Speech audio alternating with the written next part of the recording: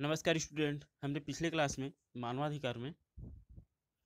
मानवाधिकार किसे कहते हैं, मानवाधिकार का वर्गीकरण, मानवाधिकार की संकल्पना, मानवाधिकार की विशेषताएं और मानवाधिकार के वैश्विक परिप्रेक्ष्य में या विश्व के परिप्रेक्ष्य में, और उसके बाद फिर मानवाधिकार का भारतीय परिप्रेक्ष्य में उसकी क्या भूमिका रही है अब तक मानवाधिकार को लेकर, उसके बारे में जाने। अब जाने के महात्मा क्या बोलते हैं मानवाधिकार की अगले सोच के बारे में, अगले चीज़ों के बारे में। तो अब हम जानेंगे मानवाधिकार के सिद्धांत के बारे में। तो मानवाधिकार मानवीय स्वभाव के प्रारंभ काल से लेकर अब तक उसके अंतर्गत में रहा या उसके अंदर रहा है, वो किस तरीके से व्यवहार करेगा तथा इन अधिकारों की अनिवार्यता मानव व्यक्तित्व के समग्र विकास के लिए सदैव से आवश्यक रही है। मानवाधिकार के विस्तृत अध्ययन करने हेतु विविध अलग अलग सिद्धांत को समझना आवश्यक है और मुख्यतः मानवाधिकार दो प्रकार के सिद्धांत के माध्यम से बताने की कोशिश करता है कि मानवाधिकार मनुष्य के लिए कितनी आवश्यक है। तो सबसे पहला इसमें मानवाधिकार का पहला सिद्धांत है सैद्धांतिक या दार्शनिक सिद्धांत। दूसरा उपयोगितावादी या व्यवहारवादी सिद्धांत। इस दृष्टिकोण के अंतर्गत सैद्धांतिक या दार्शनिक सिद्धांत के संबंधित दृष्टिकोण में अंतर्गत विभिन्न दार्शनिकों द्वारा सिद्धांत के रूप में मानवाधिकार की व्याख्या की गई है। ये सभी सिद्धांत मूल रूप से मानवाधिकार के अर्थ और व्याख्या को स्पष्ट करने का कार्य करते हैं। भले ही इस दृष्टिकोण के सिद्धांत का पहलू प्रकृति प्रदत्त अधिकार हो या कानूनजन्य हो, यहाँ तक कि व्यवहारिकता से संबंधित होने के कारण हम इसे सिर्फ सिद्धांत के रूप में ग्रहण करते हैं। अगर अगर इस सिद्धांत के विभिन्न रूपों को देखें तो सबसे पहला इसका रूप आता है प्राकृतिक अधिकार सिद्धांत। तो इस सिद्धांत में मानवाधिकार की संकल्पना व्यापक एवं अंतर्निष्ठात्मक निश्चिति से जुड़ी हुई है। जॉन लॉक के अनुसार से जॉन लॉक अनुभववाद, थॉमस हॉब्स के भौतिकवाद और स्पोंजा के विचारों और रेने डिस्कार्ट के बुद्धिवाद ने व्यापक रूप से इतिहास में आस्था प्रकट करने की कोशिश की। अंग्रेजी दार्शनिक जॉन लॉक, जिसे आधुनिक काल का महत्वपूर्ण प्राकृतिक विधि विचारक कहा जाता है, इसकी भूमिका को स्पष्ट करते हुए उन्होंने लिखा है कि जॉन लॉक ने भी विचारों के आधार पर यह सिद्ध किया है कि कुछ ऐसे अधिकार हैं जो मानव को मानव होने के नाते उपलब्ध होते हैं। जीवन जीने का अधिकार है, संपत्ति का अधिकार है, स्वतंत्रता का अधिकार है। कुछ ऐसे अधिकार है जो स्वतः प्राप्त होते हैं और प्राकृतिक अधिकार के अंतर्गत इसे रखा जाता है। और प्राकृतिक अधिकार के सिद्धांत के संदर्भ में एलन पैलेस के विचारों में अगर उद्धृत करें तो व्यक्ति के पास अधिकार है समाज पर या समाज के विरुद्ध दावा है कि समाज इन अधिकारों को आवश्यक मान्यता प्रदान करे जिस पर वह कार्य करने के लिए बाध्य हो। मानव के अंतरात्मा में स्थित होता है। इस परिभाषा को देखने से यह स्पष्ट हो जाता है कि मानव को मानव होने के नाते कुछ मानवाधिकार प्राप्त होते हैं और राज्य के लिए उन्हें लागू करना अनिवार्य हो जाता है। इस सिद्धांत के आलोचकों के अनुसार से अधिकार भाववाचक नहीं होता, यह केवल व्यक्तिगत भी नहीं होता। अधिकार समाज में पैदा होता है और समाज में लागू होता है। अधिकार और कर्तव्य एक ही सिक्के के दो पहलू है। फिर भी इस सिद्धांत ने यह धारणा को महत्व प्रदान किया है कि मानव अधिकार का हनन नहीं किया जा सकता, क्योंकि जो मनुष्य का जो अधिकार है वो प्रकृति द्वारा दिया जाता है और प्रकृति द्वारा ही उसे छीन लिया जाता है। उसके बाद आते हैं सैद्धांतिक एवं दार्शनिक आधार के दूसरा जो स्वरूप है वो है कानूनी अधिकार का सिद्धांत। इस सिद्धांत के अनुसार से मानवाधिकार के राज्य कानूनी शक्ति के रूप में पैदा होता है और बहुत सारे राजनीतिक वेत्ताओं का मानना है यह इस प्रकार के जो सिद्धांत है केवल कानून अधिकारों का जन्मदाता नहीं हो सकता, बल्कि परंपरा, नैतिकता, प्रथाएं या मानवाधिकार के विकास के प्रमुख भूमिकाएं होती है। अतः यह सिद्धांत राज्य की भूमिका पर भी आश्रित होता है। जब तक राज्य चाहे तब तक क्या है किसी व्यक्ति को ये अधिकार प्राप्त नहीं हो सकते। उसके बाद आते हैं तीसरा जिसका जो स्वरूप है अधिकार का ऐतिहासिक सिद्धांत। मानवाधिकार के ऐतिहासिक सिद्धांत को ऐतिहासिक प्रक्रिया की रचना माना जाता है। इस सिद्धांत के अनुसार से लंबे समय से चली आ रही परंपरा कालक्रम के आधार पर अधिकार का स्वरूप धारण कर लेती है। अगर उदाहरण के रूप में देखें, यदि हम जंगल में किसी एक स्थान से बार बार आना जाना करें तो आगे चलकर वह पगडंडी का सड़क रूप धारण कर लेती है। इसी प्रकार से क्या है परंपरात्मक घटनाएं आगे चलकर अधिकार का रूप धारण कर लेती है। उसके बाद आते हैं अगर सैद्धांतिक या दार्शनिक सिद्धांत के अगला अगर रूप देखें तो अधिकार का सामाजिक कल्याण सिद्धांत। तो सामाजिक कल्याण का सिद्धांत मानव समाज के लिए कल्याण पर आधारित होता है। इसलिए इसे सामाजिक कल्याण का सिद्धांत कहा जाता है। इस सिद्धांत के प्रणेता सामाजिक विधि शास्त्री होते हैं। यह समाज के सामाजिक नियम एवं कानून के आधार पर इसका क्या किया जाता है, निर्माण किया जाता है। इस सिद्धांत में आस्था रखने वाले एवं इसके प्रणेता विचारकों के अनुसार से पारंपरिक, विधिजन्य एवं प्राकृतिक सभी सिद्धांत मूलतः सामाजिक कल्याण की अवधारणा पर आधारित होते हैं। इस तरह के अधिकार भी सामाजिक कल्याण की अपेक्षाओं के आधार पर विनिमय होते हैं। इसलिए सिद्धांत के परिणाम स्वरूप मानवाधिकार की सार्वभौमिक घोषणा पत्र में आर्थिक, सामाजिक अधिकारों एवं अंतर्राष्ट्रीय मसौदा में सांस्कृतिक, आर्थिक एवं सामाजिक अधिकारों को समाहित किया जाता है। उसके बाद आता है जो अगला स्वरूप है इसका, अधिकार का आदर्शवादी सिद्धांत। मानवाधिकार के इस सिद्धांत में आदर्शवादी तत्वों को प्रमुखता होती है, जो मानव के आंतरिक विकास एवं उसकी पूर्ण अंतःशक्ति पर बल देती है। आदर्शवादों के सिद्धांत को इसी परिणाम स्वरूप व्यक्तित्व का सिद्धांत भी कहा जाता है। आदर्शवादी सिद्धांत का विचारक इस सिद्धांत को सर्वोच्चता एवं आंतरिक मानते हैं। आदर्शवादी का सिद्धांत मूल अधिकार से उत्पन्न होती है। उसके बाद आते हैं लास्ट में इसके सिद्धांत है मार्क्सवादी सिद्धांत। अधिकार वास्तव में पूंजीपति समाज की अवधारणा है, जो शासक वर्ग को और मजबूत बनाती है और स्वयं एक शोषक परक संस्था है। यद्यपि पूंजीवादी समाज एवं राज्य में अधिकार वर्गीकृत अधिकार है, जिसके आधार पर क्या करते हैं, पूंजीपति वर्ग अपने आप को बेहतर करने की कोशिश करता है। उसके बाद आते हैं दूसरा जो सिद्धांत है मानवाधिकार का, वो है उपयोगितावादी और व्यवहारवादी सिद्धांत। तो उपयोगितावादी दृष्टिकोण मानवाधिकार का व्यवहारिक दृष्टिकोण वाला सिद्धांत माना जाता है। इस सिद्धांत के अनुसार से मानवाधिकार की समस्त सूची में से मानवाधिकार को जानने का प्रयास करना चाहिए। उदाहरण के लिए अगर भारतीय संविधान में भाग 3 में मूल संविधान की परिभाषा नहीं दी गई है, अपितु इनकी एक सूची दी गई है, तो इस समस्त सूची में ही मूल अधिकार का आशय निकल जाता है। इस संदर्भ में थॉमस बेंजल का मानना है कि मानवाधिकारों की समस्त सूची में मानवाधिकार का आशय इस सूची से हमारा परिभाषात्मक मार्गदर्शन होना चाहिए, ताकि अंतर्राष्ट्रीय समुदाय मानवाधिकार मूल स्वतंत्रताओं के संदर्भ में जानकारी प्राप्त कर सके। ये उपयोगितावाद और व्यवहारिक दृष्टिकोण से माना जाता है। उसके बाद आता है मानवाधिकार की समाजवादी, उदारवादी एवं तृतीय विश्व का दृष्टिकोण क्या रहा है। तो मानवाधिकार केवल मनुष्य की राजनीतिक गतिविधियां नहीं, बल्कि वह मानव जीवन के, उसके सामाजिक जीवन के प्रत्येक क्षेत्रों में प्रभावित करने वाले कारक के रूप में स्वीकार किया जाता है। मानव अधिकार को अगर विस्तृत अध्ययन अगर करें तो हमें यह जानने को मिलेगा कि मुख्यतः मानव अधिकार के 3 दृष्टिकोण या 3 नजरिया होते हैं, जिसमें सबसे पहला नजरिया होता है सामाजिक दृष्टिकोण या सामाजिक नजरिया। तो सामाजिक विचारधारा यह मानकर चलती है कि मनुष्य का स्वभाव और उसके जीवन की दशाएं बहुत ही सीमा तक मानव के भौतिक जीवन को प्रभावित करने का कार्य करती है। एंजल का मानना है कि सभ्यता के विकास से पहले मनुष्य आदिम साम्यवाद की अवस्था में रहता है, शून्य की अवस्था में मनुष्य आदिम साम्यवाद की अवस्था में रहता है। कहने का मतलब है शून्य की अवस्था में। और समाजवादी विचारकों का मार्क्स और एंजल का स्पष्ट मत था कि समाजवादी राज्य में ही वास्तविक रूप से मानव विचारकों में मानवाधिकार अस्तित्व में रह सकता है। मनुष्य केवल एक स्वार्थी प्रतियोगी प्राणी नहीं, बल्कि वो क्या है, एक सामाजिक भाव से प्रेरित भी प्राणी है। इसलिए एक साम्यवादी व्यवस्था में सब मनुष्य अपना विकास कर सकते हैं। उसके बाद अगर दूसरा उसका जो विचार देखें, दृष्टिकोण देखें मानवाधिकार का, तो दूसरा आता है उदारवादी दृष्टिकोण।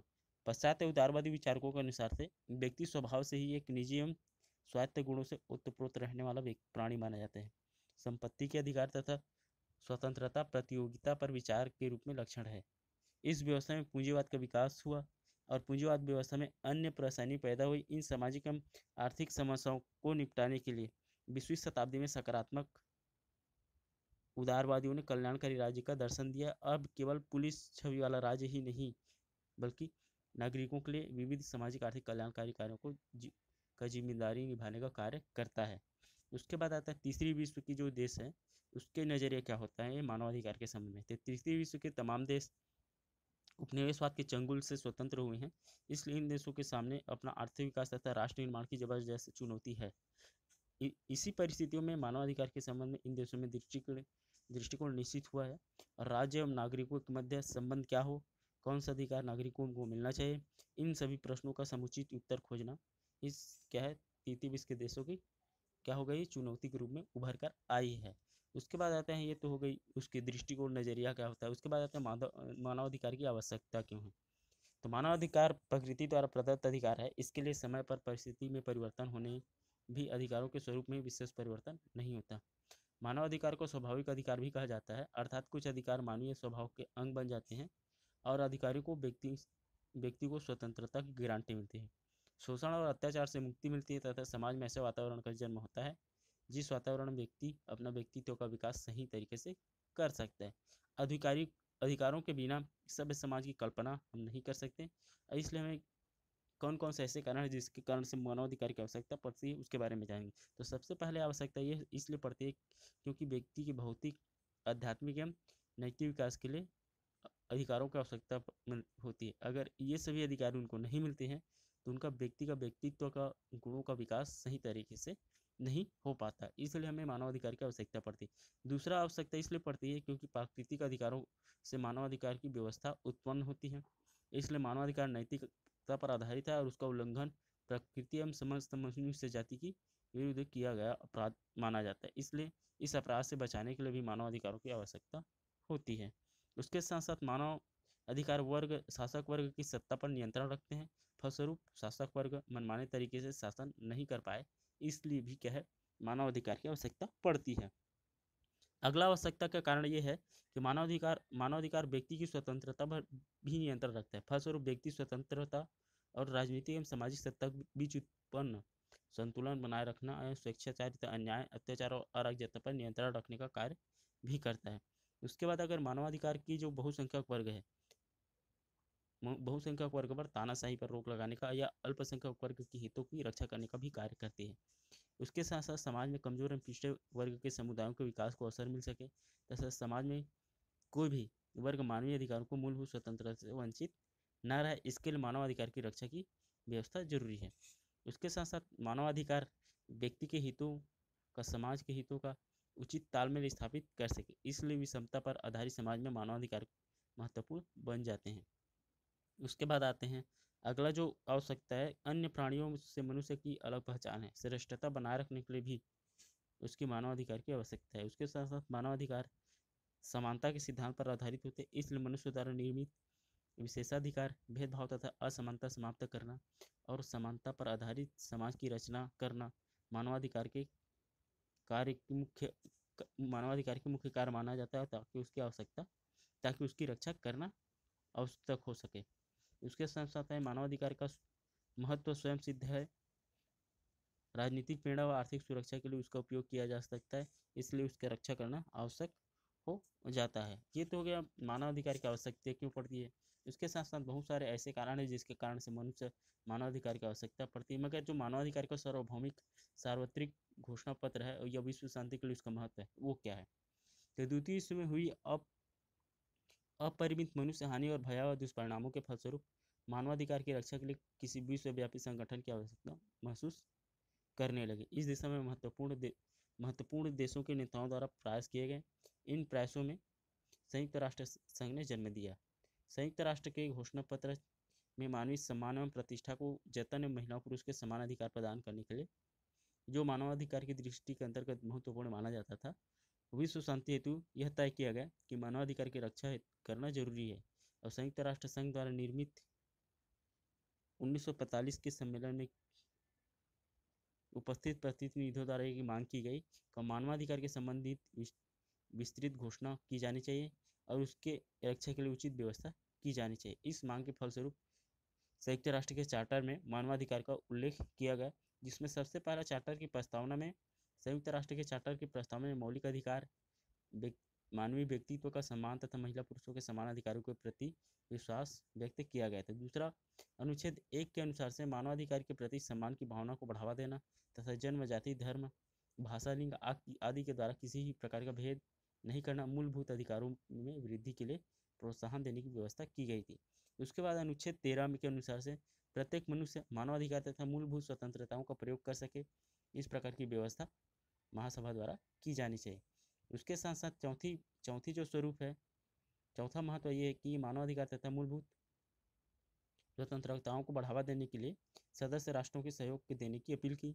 उसके बाद अनुच्छेद 72 में यह उम्मीद की गई कि संयुक्त राष्ट्र के आर्थिक एवं सामाजिक परिषद में मानवाधिकार के लिए काम करेगी। इस प्रकार से संयुक्त राष्ट्र संघ की स्थापना के साथ मानवाधिकार की रक्षा हेतु व्यापक प्रबंध किए गए और संयुक्त राष्ट्र के चार्टर मानवाधिकार संबंधी जो उपबंध डाले गए थे उसका पालन करना सहाय सदस्य राष्ट्रों का कर्तव्य माना गया। फलस्वरूप अधिकांशतः सभी राष्ट्रों द्वारा मानवाधिकार रक्षा हेतु उचित व्यवस्था की गई ताकि विश्व के विभिन्न देशों के मध्य शांति की स्थापना आसानी से किया जा सके। मगर मानवाधिकारों की जो घोषणा पत्र है 1948 उसमें कौन किसी व्यवस्था की गई थी, तो उसके संबंध में जाने तो संयुक्त राष्ट्र संघ की स्थापना के बाद मानवाधिकार के लिए कुछ ठोस व्यवस्था निर्मित करने के लिए एक आयोग का गठन किया, जो 10 दिसंबर 1948 को संयुक्त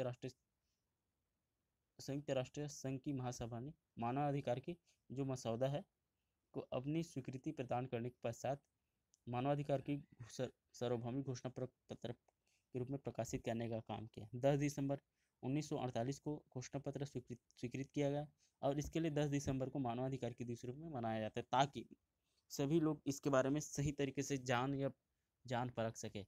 इस घोषणा पत्र में 30 धाराएं हैं जिसमें मानवीय जीवन के विभिन्न समस्याओं पर विचार किया गया ताकि जितने भी विश्व के विभिन्न देशों में जितने भी लोग रहते हैं उनके विकास या उसके समस्या को निजात पाने के लिए एक बेहतर उपाय सुझाया जा सके। तो सबसे पहला सुझाव यह दिया गया था, यह उपाय ढूंढा गया था कि प्रत्येक मनुष्य जन्म से स्वतंत्र है तथा दर्जा एवं अधिकार की दृष्टि से समान होना चाहिए।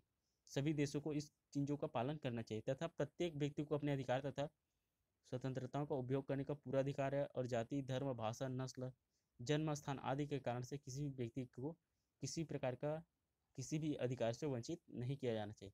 उसके साथ साथ किसी व्यक्ति को गुलाम नहीं बनाया जा सकता है। किसी व्यक्ति को क्रूरतापूर्वक अगर अमानवीय दंड की सजा नहीं दी जा सकती।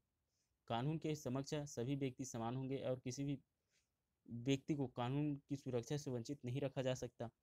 उसके साथ साथ किसी भी व्यक्ति को गैर कानूनी ढंग से बंदी नहीं बनाया जा सकता है, कैद में नहीं रखा जा सकता अथवा देश से निकाला नहीं जा सकता। प्रत्येक व्यक्ति को उन अधिकारों की रक्षा हेतु न्यायालय की शरण ले सकता है, ये व्यवस्था करानी आवश्यक है। उसके साथ साथ न्यायालय में अपराध सिद्ध होने तक किसी व्यक्ति को अपराधी नहीं ठहराया जाएगा। जिससे किसी व्यक्ति की बदनामी होती है ऐसे सार्वजनिक वक्तव्य अथवा प्रकाशनों पर रोक लगनी चाहिए। इसके साथ साथ किसी के निजी जीवन में अथवा व्यक्तिगत पत्र के व्यवहार में दखल देकर किसी का अधिकार को हनन नहीं करेंगे। उसके साथ साथ हर व्यक्ति को अपने देश की सीमा के भीतर कहीं भी घूमने अथवा निवास करने की स्वतंत्रता होगी। हर व्यक्ति को राष्ट्रीयता का अधिकार होगा। हर वयस्क पुरुष और महिला को अपनी पसंद के जीवन साथी चुनने का, उसके साथ विवाह करने का और अपना परिवार बसाने का भी अधिकार होगा। राष्ट्रीयता, जाति, धर्म आदि विभाग में बाधा नहीं डाल सकेगा कोई भी व्यक्ति। उसके साथ साथ हर व्यक्ति को भाषण, लेखन तथा विचारों की अभिव्यक्ति की स्वतंत्रता होगी। हर व्यक्ति को अपनी पसंद का धर्म अपनाने या उस धर्म के अनुसार आचरण करने की स्वतंत्रता होगी। हर व्यक्ति को शांतिपूर्वक सभा लेने या संघ अथवा संगठन करने का अधिकार होगा, किंतु इस कार्य के लिए किसी भी प्रकार की जबरदस्ती नहीं की जाएगी। उसके साथ साथ आता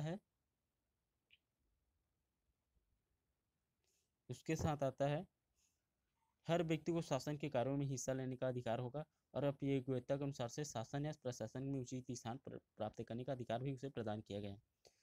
समाज एक इकाई के रूप में हर व्यक्ति को सामाजिक सुरक्षा प्रदान करने का कार्य भी करेगा।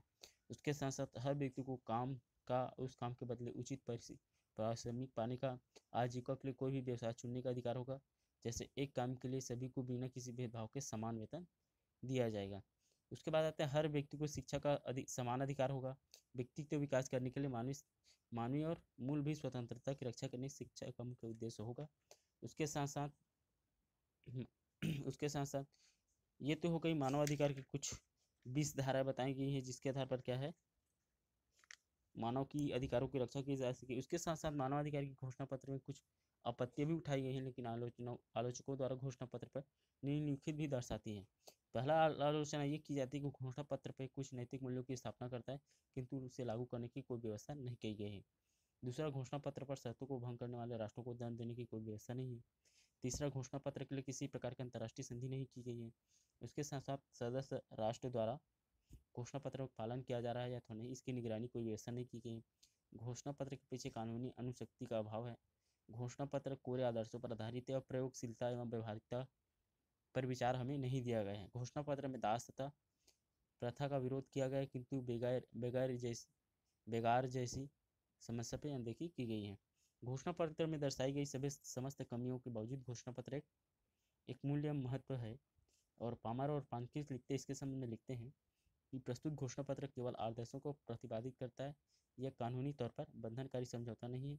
इस अब ये एक सिर्फ एक अत्यंत महत्वपूर्ण दस्तावेज बस है, उसके सिवा कुछ नहीं है। अंत में अगर देखें तो संयुक्त राष्ट्र संघ ने राज्य में या विश्व के विभिन्न देशों में निवास करने वाले लोगों के लिए क्या किए हैं, कुछ अधिकार निश्चित किए हैं, और इसी अधिकारों के तहत विश्व के सभी देशों में अपने संविधान का निर्माण करने का कार्य किया है या उसमें बदलाव करने का कार्य किया है। फिर भी इसमें कुछ कमियां हैं जिसके आधार पर राज्य की व्यवस्था को संचालित करने का कार्य करता है। मगर अंतर्राष्ट्रीय राजनीति में मानवाधिकार के लेकर क्या प्रयास किए गए होंगे, तो अंतर्राष्ट्रीय राजनीति में मानवाधिकार को लेकर कुछ प्रयास किए गए हैं। मानवाधिकार की घोषणा पत्र जारी करने के बाद विश्व स्तर पर मानवाधिकार के लिए कुछ ठोस कार्य हो सकें, इस हेतु संयुक्त राष्ट्र संघ की महासभा ने मानवाधिकार आयोग के कुछ सुझाव देने के लिए कहा है। आयोग द्वारा विस्तृत अध्ययन के बाद अपनी सूचनाएं एवं सुझाव महासभा को सौंपे गए। इन सुझावों के अनुसार से समय समय पर विश्व सम्मेलन आयोजित किए जाएंगे। इनमें से 1993 का वियना सम्मेलन महत्वपूर्ण साबित हुआ। इस सम्मेलन में मानवाधिकार की अभिवृद्धि और उसकी रक्षा के लिए महत्वपूर्ण कदम उठाया गया था। इस निर्णयों के अनुसार से मानवाधिकार के लिए एक उच्च आयुक्त पद निर्मित की गई। साथ ही जिनेवा में मानवाधिकार केंद्र स्थापित किए गए और मानवाधिकार को भंग होने जैसी घटनाओं और जानकारी इकट्ठा करने के लिए कार्य का इस केंद्र को सौंपा गया। इस केंद्र की 5 शाखाएं हैं जिनकी विश्व भर में विभिन्न विभागों द्वारा मानवाधिकार संबंधी महत्वपूर्ण कार्य कराए जाते हैं। ये अंतर्राष्ट्रीय प्रयास है ताकि विश्व के विभिन्न देशों में जो मानवाधिकारों का हनन होता है या मनुष्य को उसको जीने का अधिकार या उसके जो मौलिक अधिकार है, उसके प्राकृतिक अधिकार है, उसे किसी भी तरीके से किसी राज्य द्वारा छीना ना जा सके या किसी व्यक्ति द्वारा छीना ना जा सके। इसलिए विश्व के विभिन्न देशों में मानवाधिकार के संबंध में कुछ कार्य किए जाते हैं। उसी संबंध में अगर भारत में देखें मानवाधिकार के संबंध में, तो जाति, धर्म, भाषा, संस्कृति, वंश आदि की विभिन्नता से परिपूर्ण भारत में मानवाधिकार का जो प्रश्न है विशेष महत्व रखता है। भारत की पारंपरिक व्यवस्था कुछ मूल्य मानव अधिकारों से विरुद्ध होने के बावजूद उन मूल्यों का जतन हमेशा से बेहतर तरीके से मुस्तैदी के साथ किया जा रहा है।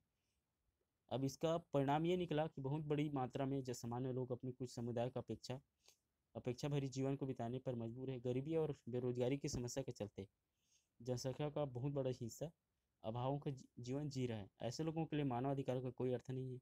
और स्वतंत्र भारत के लिए लोकतांत्रिक शासन पद्धति अपनाई गई है और समाज के सभी वर्गों की सहभागिता लोकतंत्र की विशेषता रही है। और इस विशेषता को बनाए रखने के लिए भारतीय समाज के सभी पिछड़े वर्ग तथा गरीबी जीवन यापन कर रहे समूहों के राजनीतिक प्रक्रिया में हिस्सेदार बनाना आवश्यक हो जाता है। इसके लिए समाज में समानता लाना तथा मानवाधिकार को उचित व्यवस्था निर्मित करना जरूरी है। इसी बात को ध्यान में रखकर संविधान निर्माताओं द्वारा अधिकारों को लेकर उपलब्ध संविधान में कुछ चर्चा की गई थी। भारत में एक धर्मनिरपेक्ष राष्ट्र है और धर्म सहिष्णुता भी राष्ट्रीय अखंडता एवं एकता की दृष्टि से विशेष महत्वपूर्ण रखता है। यह विशेष महत्वपूर्ण स्थान रखता है। भारतीय समाज की सांस्कृतिक परंपराओं के निर्माण में सैकड़ों वर्षों का समय लगा हुआ है और इसके निर्माण में जितने महापुरुषों ज्ञानियों ने के द्वारा संचित प्रतिभाओं का उपयोग किया गया है, यह पुराने मूल्यों का आज भी प्रासंगिक है। यथा स्वतंत्रता, विश्वास, निष्ठा, आत्मसम्मान, कार्य करने का अधिकार, अभिव्यक्ति की स्वतंत्रता, ये सब नैतिक नियम मानव परिवार के सभी सदस्यों को बांधकर रखने का कार्य करते हैं। उन्हें एक दूसरे से सुरक्षा के सुख के प्रति एक नए दायित्व को बोध कराती है। भारत के संविधान में सभी नागरिकों को समान रूप से सामाजिक, आर्थिक, राजनीतिक न्याय दिलाने की व्यवस्था की गई है और सरकार की मान्यता है कि राष्ट्रीय एकता को सुदृढ़ आधारता भी प्रदान किया जा सकेगा जब समस्त नागरिकों, भाषा, जाति, धर्म, लिंग एवं क्षेत्रीयता की संकीर्णता से समाप्त की जाएगी। इस उद्देश्य की प्राप्ति के लिए सर्वप्रथम मध्य प्रदेश राज्य ने 6 जनवरी 1992 को देश का पहला मानवाधिकार आयोग का गठन किया और उसके पश्चात 1993 में भारत सरकार द्वारा मानवाधिकार संरक्षण अधिनियम बनाया गया और इस अधिनियम के अंतर्गत 13 सितंबर 1995 को वर्तमान मानवाधिकार आयोग के गठन को, जिसका मुख्यालय भोपाल में है। अगर मानवाधिकार और हमारे संविधान के प्रदत्त अधिकारों को अगर तुलना करें तो भारत के संविधान में निहित अधिकांश अधिकार मानवाधिकार के समान है। इसमें कुछ समान अधिकारों के नीचे वर्णित किया गया है, जिसमें सबसे पहला अगर देखें तो मानवाधिकार का अनुच्छेद 2 और हमारे संविधान के अनुच्छेद 15 दोनों ही जाति, रंग, भाषा, धर्म, राजनीति आदि में भेद के बिना व्यक्ति को क्या करना, सभी अधिकार स्वतंत्रता समानता से प्रदान करना, ये पहला उसका रूप माना जाता है। दोनों पहला समानता है। दूसरा समानता ये है कि मानवाधिकार अनुच्छेद 18 और हमारे संविधान का अनुच्छेद 25 में दोनों ही व्यवसाय और धर्म आदि की स्वतंत्रता प्रदान करती है। उसके साथ साथ तीसरा जो समानता है मानवाधिकार का अनुच्छेद 27 और हमारे संविधान का अनुच्छेद 29(1) दोनों ही भाषा और संस्कृति के संरक्षण के पक्ष में है। और अगर मानवाधिकार का अनुच्छेद 25 और हमारे संविधान का अनुच्छेद 45 को देखें तो दोनों ही प्राथमिक स्तर पर निःशुल्क एवं अनिवार्य शिक्षा के पक्षधर रहे हैं। इस आधार पर देखें तो भारतीय संविधान और मानवाधिकार में केवल अधिकारों की ही व्यवस्था नहीं की गई है, बल्कि उसकी रक्षा के लिए समुचित प्रबंध भी किए गए हैं। संविधान की धारा 32 और 226 के अनुसार से यह व्यवस्था की गई कि मूलभूत अधिकारों को छीनने का प्रयास किया जाता है तो उन पर अतिक्रमण किया जाता है। तो नागरिक संविधान की धारा 32 के अनुसार से सर्वोच्च न्यायालय और धारा 226 के अनुसार से उच्च न्यायालय की शरण ले सकते हैं। मूलभूत अधिकारों की रक्षा हेतु न्यायालय का आदेश प्राप्त करने के लिए की जाने वाली आवेदन याचिकाएं 5 प्रकार के हो सकते हैं, जिसमें सबसे पहला आता है बंदी प्रत्यक्षीकरण, किसी बंदी को क्या करने का, बंदी को 24 घंटे में छोड़ने का। परमादेश है, अधिकार परिचय, प्रतिबंध है, उत्प्रेषण है। इस व्यवस्था मूलभूत अधिकारों को संविधान तथा न्यायपालिका की सुरक्षा प्राप्त हो सकती है। अगर मानवाधिकार की आवश्यकता देखें तो मानवाधिकार की आवश्यकता क्यों पड़ती है, तो मानवाधिकार की अवस्था की चर्चा करने पर जयशंकर प्रसाद की जो पंक्तियाँ वो हमें मिलती है, जिसमें जीवन अनंत, अनश्वर एवं गतिमान है, वह कभी नहीं रुकता है न नष्ट होता है, अतः जीना आवश्यक है और जीने की इच्छा, क्रिया और ज्ञान के समन्वय होना जरूरी है। और ये तभी विषमता समाप्त होगी जब अखंड आनंद की प्राप्ति के लिए मनुष्य को, प्रत्येक व्यक्ति को आनंद पूर्वक जीवन यापन करने के लिए उसके कुछ स्वतंत्रता या अधिकार दिया जाए, तभी हम क्या कर सकते हैं, वो अखंड या आनंद पूर्वक जीवन जी सकते हैं। इसके लिए क्या होना जरूरी है, आनंद का होना जरूरी है। और जब आनंद मिलेगा तभी व्यक्ति क्या कर सकेगा, अपना सर्वांगीण विकास कर सकता है या अपने आसपास क्या कर सकता है, विश्व बंधुत्व क्या भाईचारा स्थापित कर सकता है। तो इसके लिए क्या होना जरूरी है, अधिकार का होना जरूरी है। जब तक अधिकार नहीं मिलेगा तब तक क्या नहीं कर सकता, अपने आसपास को बेहतर तरीके से नहीं रख सकता है। उसके बाद आते हैं मानवाधिकार की जागरूकता। उसके बाद आते हैं जो मानवाधिकार है, समाज में मनुष्य अपनी भौतिक आवश्यकताओं के साथ साथ सामाजिक, आत्मिक, राजनीतिक एवं धार्मिक आवश्यकताओं को पूर्ति करने के लिए करता है। मगर आज वर्तमान समय में देखें तो मानवाधिकार की जो सोच है, जो प्रचार है या उसकी जानकारी है, राज्य में निवास करने या विश्व के विभिन्न देशों में रहने वाले जो सामान्य मनुष्य है, उन सभी व्यक्ति को इसकी जानकारी नहीं है। आज जरूरत है कि राज्य या समाज में निवास करने वाले हर व्यक्ति को किया जा सके, मानवाधिकार के बारे में जानकारी दे सके। तो वर्तमान में मानवाधिकार का महत्व दिनों दिन बढ़ता जा रहा है।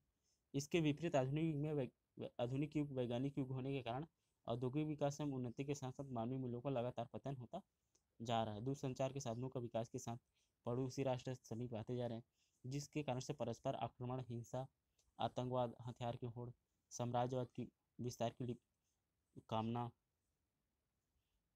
की भावना से भी पीड़ित होते जा रहे हैं। दूसरे राष्ट्र पर अपनी धाक जमाकर स्वयं को शक्तिशाली प्रदर्शित करना चाहते हैं एवं विकासशील देशों की श्रेणी में सम्मिलित होना चाहते हैं। इसके परिणाम स्वरूप आतंकवाद, जनसंख्या विस्फोट का कारण उत्पन्न होने वाली जो समस्याएं हैं, अशिक्षा, बेरोजगारी, गरीबी, आर्थिक असमानता, अन्याय, अपहरण, शोषण, उत्पीड़न, भय, भ्रष्टाचार, दुराचार, बलात्कार, तलाक आदि कुसंगित जो भावनाएं हैं वो निरंतर बढ़ती जा रही है और इससे मानव मूल्यों में लगातार परिवर्तन होते जा रहा है। और इस पतन के कारण सामाजिक जीवन की सुख शांति में क्या हो रही है, बाधा उत्पन्न हो रही है। इसलिए क्या है, आज वर्तमान समय में जितने भी लोग हैं, राज्य या समाज में निवास करने वाले सभी लोग हैं, उन सभी व्यक्तियों को क्या है, एक बेहतर जीवन यापन करने के लिए सभी को मानवाधिकार की जानकारी देना जरूरी है कि उनको राज्य द्वारा और विश्व के द्वारा कौन कौन से अधिकार प्रदान किए जाते हैं, ताकि हम एक बेहतर व्यवस्था का निर्माण किया जा सके। उसके बाद अगर देखें तो जरूरत आवश्यकता है, मगर मानवाधिकार के लिए जो प्रयास है या मानवाधिकार की शिक्षा के लिए कौन कौन से प्रयास किए गए उसके संबंध में जानेंगे। तो विश्व में आज आपसी समझ के साथ विश्व की आवश्यकता है कि दूसरे देशों के प्रति उत्तरदायित्व निभा सके, किंतु आज शिक्षा पद्धति में ऐसा कोई प्रावधान नहीं पाते हैं जिससे विद्यार्थी को नैतिक, सामाजिक एवं आध्यात्मिक मूल्यों की शिक्षा दी जा सके। आज विद्यार्थी को समाज के विभिन्न वर्गों में मानवाधिकार की शिक्षा एवं प्रचार प्रसार आवश्यक है। इसमें संचार माध्यम एवं संगोष्ठियों द्वारा विभिन्न वर्गों तक पहुँचाया जा सके। इसकी जानकारी के लिए विभिन्न स्तरों में के पाठ्यक्रमों में द्वारा दी जाने वाली यह शिक्षा परिवार से प्रारंभ होकर प्रारंभिक, माध्यमिक, उच्चतर माध्यमिक एवं महाविद्यालय, विश्वविद्यालय शिक्षा के साथ साथ व्यवहारिक पाठ्यक्रम में भी सम्मिलित करना चाहिए। सामाजिक विज्ञान के अंतर्गत भारतीय संविधान में निहित मौलिक अधिकार की जानकारी, बेरोजगारी के कारण, निदान, जनसंख्या, परिवार कल्याण कार्यक्रम संबंधी जानकारी, जीवन स्तर को ऊपर उठाने के उपाय, युद्ध के कारण उसके दुष्परिणाम की जिन जानकारी, नारियों के प्रति आदर भाव, सामाजिक बुराइयों को मानवाधिकार से संबंधित, जैसे प्रथम विश्व युद्ध और द्वितीय विश्व युद्ध, सम्राट अशोक के द्वारा कलिंग युद्ध और उसके परिणाम, जनधन की हानि संबंधी विषय वस्तु पाठ्यक्रम में समावित की जानी चाहिए। सामाजिक चेतना जागृत करने के लिए यह आवश्यक है कि उपयुक्त विषयों की जानकारी समय समय पर समाचार पत्रों पर करानी चाहिए, जिससे इसका समाज में पर्याप्त प्रचार प्रसार होने की जागृति उत्पन्न हो सके, तब ही अपने उज्जवल भविष्य की मंगलमय कामना कर सकते हैं। इसके बिना हम क्या नहीं कर सकते, अपने भविष्य को बेहतर नहीं बना सकते। अगर भारतीय संविधान में मानवाधिकार की शिक्षा का प्रावधान के संबंध में देखें तो भारत जैसे विशाल देश में, जिसका आकार किसी महाद्वीप से कम नहीं है, जिसका हर पहलू किसी न किसी रूप में मानवाधिकार से जुड़ा हुआ है, ऐसी भारतीय संस्कृति से सदैव मानवाधिकार की पोषक रही है, जिसका विभिन्न प्रमाण हमें वेद, पुराण, गीता, रामायण, महाभारत आदि ग्रंथों में देखने को मिलता है। हमारी संस्कृति में अधिकार तथा कर्तव्यों का प्रायोगिक रूप से दृष्टिगोचर होता है या उसको देखने को मिलता है। भारतीय शासन व्यवस्था में लोकतंत्र को अपनाया गया है और एक व्यवस्था के रूप में लोकतंत्र व्यक्ति को आत्मसम्मान के साथ साथ जीवन यापन करने का, उसे अवसर प्रदान करने का कार्य करता है। अगर देखें भारत में अगर मानवाधिकार की शिक्षा के संबंध में अगर कार्य को अगर देखें तो सबसे पहले भारत मानव शिक्षा का अधिकार में मानवाधिकार के संबंध में सबसे पहले जो शिक्षा प्रदान करने का जो कार्य है वो प्राथमिक शिक्षा के स्तर पर ही शुरुआत कर दी जाती है। प्राथमिक स्तर पर बालक की उम्र 5 वर्ष से 11 वर्ष होती है और बालक के अचेतन मन में अपने परिवार का वातावरण संस्कार उपस्थित रहते हैं और 5 वर्ष के आयु में बालक के मन में अपने साथियों के लिए क्या करना, प्रेम, दया, सहयोग स्थापना करने आवश्यक हो जाता है और इससे बेहतर तरीके से क्या किया जा सकता है, शिक्षित किया जा सकता है। इसलिए क्या किया जाना चाहिए, हमें सबसे पहले क्या किया जाना चाहिए, मानवाधिकार के संबंध में जो सोच है सबसे पहले प्राथमिक शिक्षा में ही प्रदान की जानी चाहिए। उसके बाद आती है अगर दूसरी अवस्था अगर बेहतर माने तो बाल्यावस्था युवावस्था को अग्रसित होता है, उच्चतर माध्यमिक कक्षाओं में प्रवेश करता है। इस अवस्था में बालक इतना परिपक्व हो जाती है उसकी स्वयं की सोचने की शक्ति विकसित हो जाती है। इस अवस्था में अर्जित ज्ञान जीवन प्रयत्न उसका सहयोग करता है। तो इस अवस्था में मानवाधिकार की शिक्षा का स्वरूप है पिछली कक्षा से कुछ भिन्न होगा और इस अवस्था में जो शिक्षा देनी होगी वो मुख्यतः क्या है, किस तरीके से समस्या से निपटा जा सकता है और कैसे समस्या से हमें बचना चाहिए और हमारे यहाँ कितने महापुरुष होते हैं हुए हैं, उन महापुरुषों को क्या किया जाना चाहिए, उन महापुरुषों की जीवनी, उसकी जो सोच है उसके बारे में अध्ययन कराना चाहिए ताकि हम मानवाधिकार की जो सोच है उसे बेहतर तरीके से स्थापित कर सकें। उसके साथ साथ तीसरी जो अवस्था है महाविद्यालय शिक्षा के आधार पर हम भी क्या कर सकते हैं, मानवाधिकार का संरक्षण कर सकते हैं। तो बालक द्वारा विकसित मस्तिष्क एवं स्वस्थ एवं विचार रख सकते हैं। युवा बालक को जो विकास की ओर उन्मुख है उसके मन में अनेक सपने, आकांक्षाएं अपेक्षाएं बहुत कम करने की अदम्य लालसा होती है। नई नई योजनाएं उसके मस्तिष्क में जन्म लेती हैं। इस अवस्था में युवा शक्ति को सही दिशा देने की आवश्यकता है और वह जो मानव जीवन से संबंधित मनन चिंतन करने में समर्थ हो जाता है। इसलिए हमें क्या करना चाहिए, हमें मानवाधिकार की जितनी भी शिक्षा है उन सभी शिक्षाओं को क्या करना चाहिए, महाविद्यालय स्तर पर भी प्रदान करने का कार्य करना चाहिए ताकि विश्व में जितनी भी समस्या उत्पन्न हो रही है उन समस्या को आसानी से निपटा जा सके और किसी प्रकार की समस्या उत्पन्न ना हो। ये हो गई मानवाधिकार की पहला चैप्टर खत्म। अब इसके बाद हम दूसरा चैप्टर पढ़ेंगे।